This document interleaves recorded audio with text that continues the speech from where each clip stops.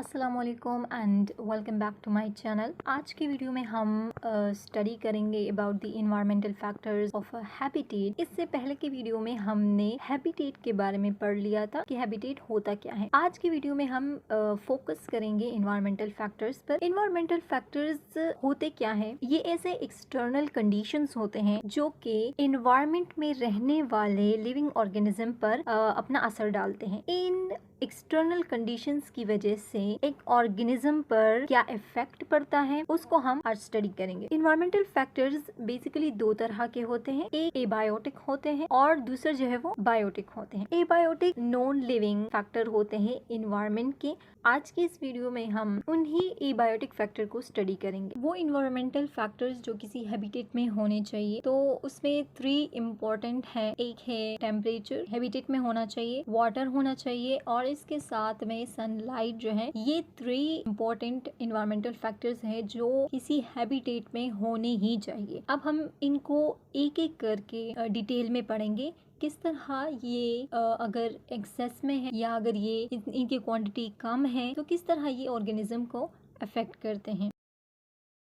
सबसे पहला environmental factor है टेम्परेचर। टेम्परेचर किसे कहते हैं? ये it is the measure of hotness और coldness expressed in several scales like Fahrenheit और सेल्सियस। टेम्परेचर को हम इस तरह बता सकते हैं कि कोई हैबिटेट वो कितना गर्म है या कितना सर्द है, इसको मेजर करना। अब इसको मेजर करने के लिए सेवरल स्केल्स हैं, उनकी मदद से हम पता लगा सकते हैं कि कोई हैबिटेट कितना गर्म है और कितना सर्द है। जैसे कि फ़ारेनहाइट और सेल्सियस, ये स्केल्स हैं जो कि हमें बताते हैं किसी भी हैबिटेट का क्या टेम्परेचर है। टेम्परेचर का किसी ऑर्गेनिज्म पर जो उस एनवायरनमेंट में मौजूद है बहुत ही पावरफुल इफेक्ट होता है। अब इसका क्या मतलब है कि ऑर्गेनिज्म का टेम्परेचर जो है ऑर्गेनिज्म पे अपना इफेक्ट डालता है। अगर किसी भी एनवायरनमेंट का टेम्परेचर नॉर्मल होता है तो एक प्लांट या एक एनिमल उनकी ग्रोथ क्या होती है?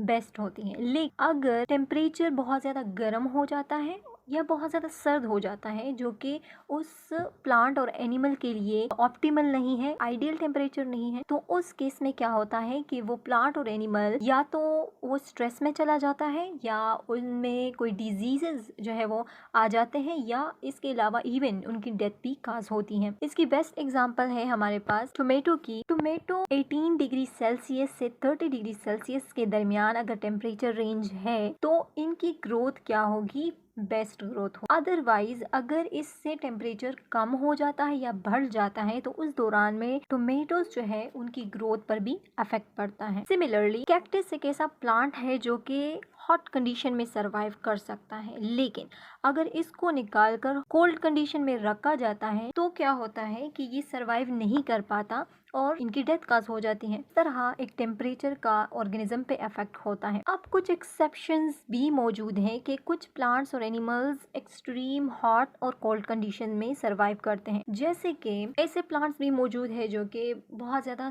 गर्म इलाकों में पाए जाते हैं, तो ऐसे प्लांट्स को हम कहते हैं थर्मोफिलिक प्लांट। और ये जो है 41 डिग्री सेल्सियस टेम्परेचर से लेकर 122 डिग्री सेल्सियस के टेम्परेचर तक सरवाइव कर सकते हैं। कुछ एनिमल्स भी है जो कि एक्सट्रीम हॉट कंडीशन में सरवाइव करते हैं, उनको हम कहते हैं थर्मोफिलिक एनिमल। और ये 45 डिग्री सेल्सियस के टेम्परेचर से अबव अगर है टेम्परेचर तो ये सरवाइव करेंगे। इसके बरक्स कुछ ऐसे प्लांट्स हैं जो कि बहुत ज़्यादा कोल्ड कंडीशन है तो भी वो सरवाइव कर जाते हैं, ये एक्सेप्शन है। उन प्लांट्स को हम कहते हैं कोल्ड हार्डी या फिर विंटर हार्डी प्लांट्स। और ऐसे एनिमल्स को जो कि बहुत ज़्यादा सर्द कोल्ड कंडीशन में सरवाइव करते हैं उनको हम कहते हैं कोल्ड अडेप्टेड एनिमल्स।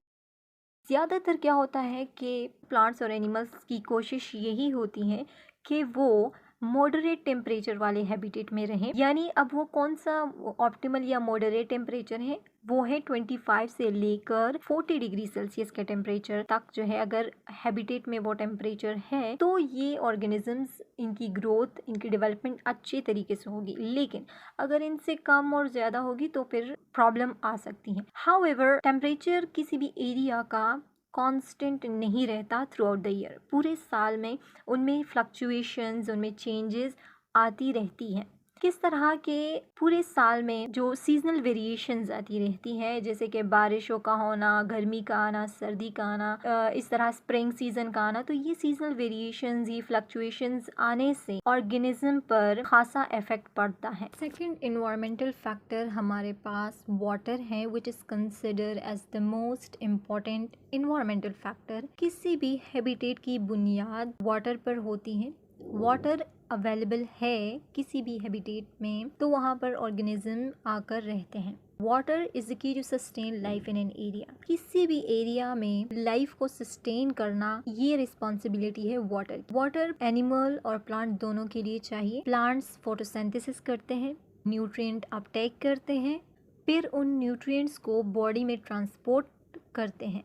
तो ये सारे फंक्शंस वाटर के बगैर नहीं हो सकते, जिसके लिए प्लांट को वाटर चाहिए। सेकेंडली, क्यों एनिमल्स को चाहिए पानी? To regulate their body temperature, digestion and third waste removal के। जनरली ऑर्गेनिजम्स प्रेफर करते हैं कि वो रहे और वो ग्रोथ करे उन एरियाज में जहाँ पर वाटर बॉडीज़ मौजूद हैं, जहाँ पर रिवर है, जहाँ पर कैनाल्स है, जहाँ पर ओशंस हैं।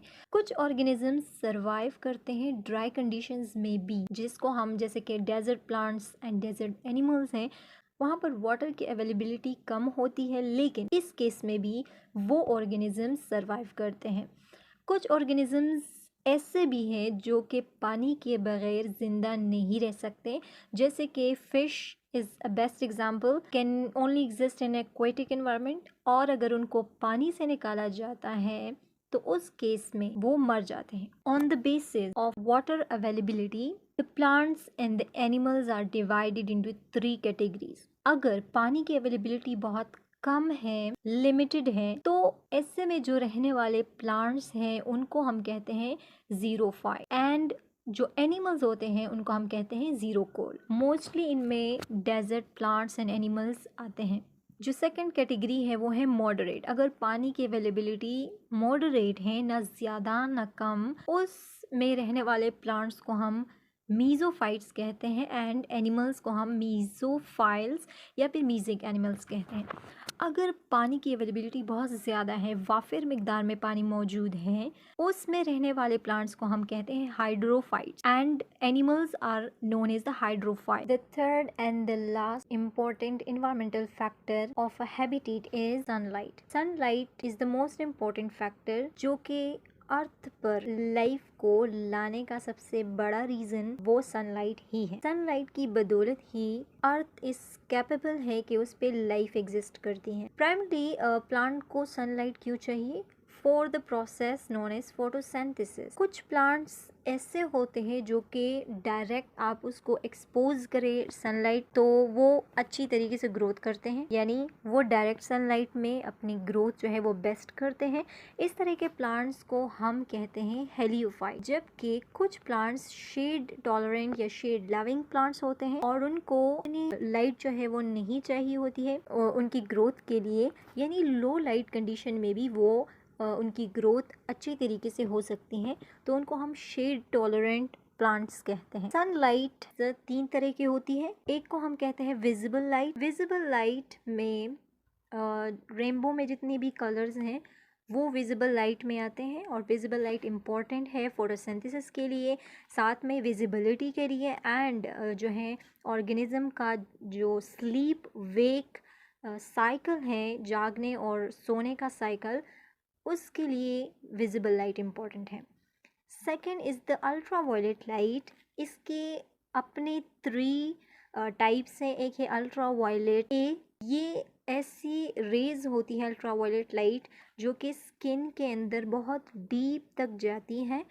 अल्ट्रा वायलेट बी, ये इम्पॉर्टेंट होते हैं ऑर्गेनिज्म में विटामिन डी के फॉर्मेशन के लिए। अल्ट्रा वायलेट सी, ये बहुत ही हार्मफुल रेडिएशंस होती हैं सन से जो आती हैं। And infrared radiation, half of the total solar radiation में इंफ्रारेड रेडिएशन ही ऐसे रेडिएशंस होते हैं जो अर्थ तक पहुंचते हैं, और ये इसलिए इम्पोर्टेंट होते हैं क्योंकि इनमें हीट जनरेट करने की कैपेसिटी ज़्यादा होती है। यानी ज़मीन में जो गर्माइश आपको महसूस होती है ये because of the infrared radiation ही होती है। सो सनलाइट की अपनी 3 टाइप्स हैं जो फोटोसिंथेसिस के लिए इंपॉर्टेंट है, वो विजिबल लाइट है। जो हीट के लिए इंपॉर्टेंट है वो है इंफ्रारेड रेडिएशन, और ultraviolet light is responsible for the vitamin D production in the human.